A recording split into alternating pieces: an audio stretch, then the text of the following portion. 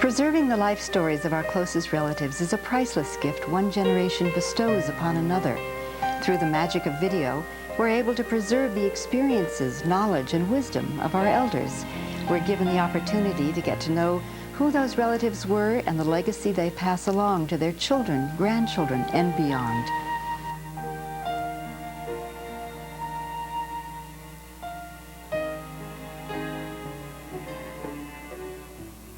We live in a revolutionary age in which we can preserve memory.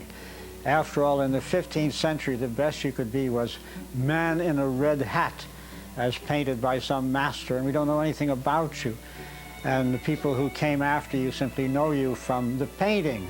In the 19th century, we got photography, and we've all got old photographs of rather stiff-looking ancestors. But now, we can send into the future a message about ourselves alive, on tape, speaking, recalling other family memories.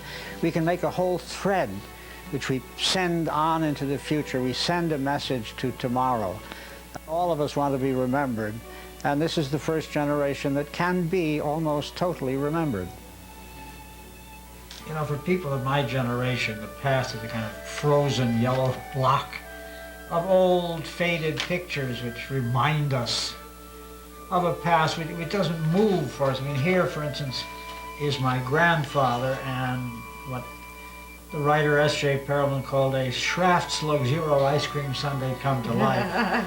And he was the kind of fellow who would have appreciated her. And when I see the two together like this, I think about him and how I look like him, but wasn't much like him. I see the resemblance in the smile.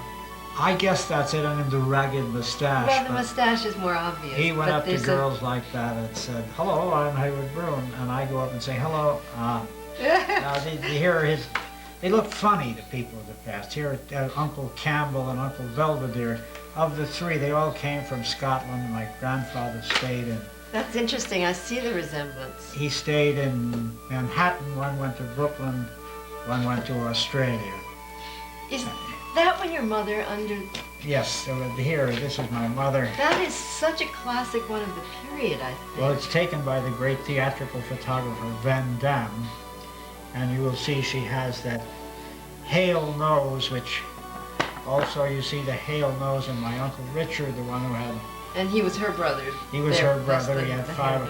We think that maybe the nose was from the fact that great-grandfather Riley was maybe a Cherokee Indian. That may explain why we have the nose like the Nichols. He's very, very handsome. You mentioned at one point, I remember in one evening, you were saying that he married 5 times? Yes, and they were all beautiful, but his mother, my grandmother, didn't approve of them. So it was only the 5th one that he got to stay with. But he was successful in love, he was successful in having 3 children.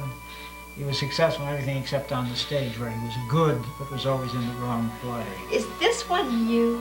That is... This is such a sweet picture. This is myself when young, full of hope, 65 pounds, of neurotic little boy. But it makes me want to get in there and get on the horse behind you. Well, by now, this is in Tucson, Arizona, where I went to school in the early 1930s.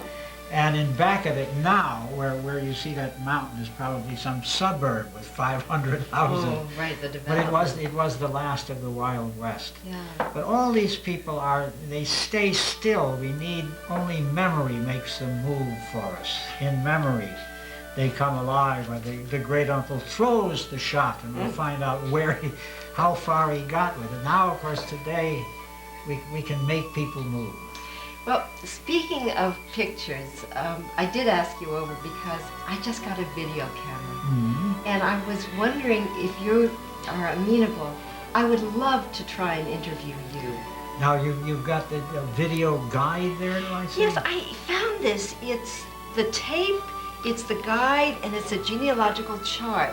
It's called the Complete Video Reflections Guide, and I found it was very well done, very easy to follow, and some good questions. So, if you don't mind, I would love to try it on you. Ask me. I may refuse to answer, but then you'll ask another. Oh, super. And that somehow, would be great. between us, we will reach into the past for whoever sees the pictures at some future time. Well, I thought it would be good if we went into the dining room, because I know Okay. you love that room, and I thought you'd be most comfortable there. Like to be comfortable, like to be interviewed. Let's Oh, go. Woody, thank you. Helpful hints for recording on videotape. Choose your location carefully, whether indoors or out. Backgrounds should not be too busy. A neutral background will give you the best results. If you need extra light, you can pick up one of these reflector lights in just about any hardware store, and they're simple. You set them on the back of a chair, on a door frame, and as you can see, they're inexpensive and they work beautifully, and this is all you're really going to need. It's very easy to set up a tripod. You just undo the latch, pull out the leg, snap it back. Do this with all three. Open it up, set it down, push this part down,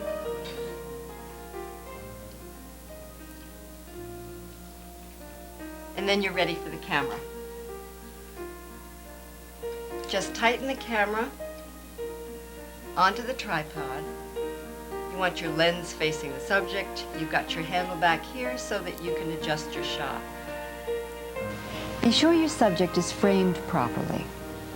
Place the camera within 8 feet of your subject. White balance your camera if you do not have an automatic white balance setting. When beginning the tape, create an introduction by writing a title on a mat board. Try to eliminate all unnecessary noise by turning off the TV, the radio, and air conditioner. Take the phone off the hook for the duration of the interview. Here are some suggestions for a successful interview. We suggest you start the interview with a close-up of an old photo. Begin the interview using the Video Reflections Guide. In the course of a long career, I guess I've interviewed over 1,000 people. And what wisdom I've accumulated over that time is that the good interviewer, like the boxing referee, controls the flow of the action without being noticed. In other words, the interviewer is the secondary person. The interviewer's job is to make the subject happy and voluble, which means you should have some sort of thread from the beginning, knowing what direction you're going. What information are you eliciting? You don't want to just spread around. You're moving toward a goal, the goal of finding out a particular thing, whether it be family history or the story of some success or event. You must know and keep as much as you can the questioning on that line. You have to make the subject happy. If this calls for you to abase yourself slightly by showing an ignorance that you don't have so that they can correct you, make them happy. Never ask a question which stops the flow, because then you have to start the interview over again and it becomes unhappy and uncomfortable. Try not to ask questions which can be answered yes or no, because then you have to think up another question very quickly after that. Mostly, though, you make the person open up to you and you do whatever is necessary. You are not the important person, the subject is.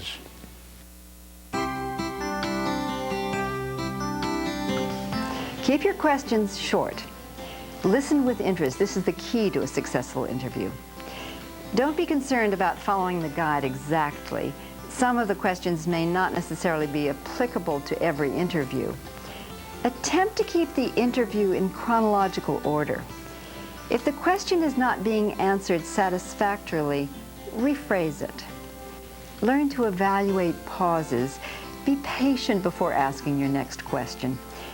If you're looking for more information, use variations of where, how, when, and why. If you find that some of the words expressed by the interviewee are not clear, repeat them. Try not to show approval or disapproval. Allow your subject to speak without interruption. As Woody so eloquently stated, remember that the person you're interviewing is the star. Do not dominate the interview, only guide it. And speaking of Woody, here's one more very helpful hint from him. I think that to make a real contribution to the public is to tell them mostly sort of technical things, like don't take too short a shot. Most people using a movie camera or a camcorder who are not professionals take very short shots, and it's choppy. That's really the best advice that we didn't perhaps give when we spoke before, is be leisurely. Make a long record. You can always cut it down, but make it nice and long, and make it full. Try to get everything, and then you can shape it into something. Would you like some tea? Thank you. And how do you take it? With nothing, just as it is. Okay. Thank you. Fine. Now, I can't thank you enough for doing this. I really appreciate it. I'm pleased to do it. And you're comfortable in the chair? Just fine. Okay. If you want to look over the video reflections guide while I set up the shot, I'll be right back. Okay. A guide is a very valuable thing in starting to learn how to do this. Okay. Perfect. Not too high, not too low. Mid-shot, I think it's called. There you are. Thank you. There are 75 questions. They're all good, but I'm going to start with these few. What's your full name? My full name is Haywood Hale Broom. That I took not to be confused with my father, and also to avoid being Haywood Broom III, which sounds like a monarch and did not suggest the rather unattractive little boy that I was. Oh, well, you sort of answered the second question because it says, who are you named after? So when and where were you born? Well, I was born in New York City, but I was conceived in Paris, where my parents were war correspondents. He with the New York Tribune and she with the Chicago Tribune. They came back to New York so I could be born here and be president of the United States. Were they married there? Oh yes, oh yes. They were married before they went overseas, and my mother was a feminist and kept her own name, Ruth Hale, and that's where I got the Hale and Haywood Hale Broom. Sounds very romantic. Well, yes, and my father didn't go back because General Pershing said he never wanted to see him again. That's because he wore a fedora hat with his uniform. Oh, this is wonderful. Well, how far back can you trace your family?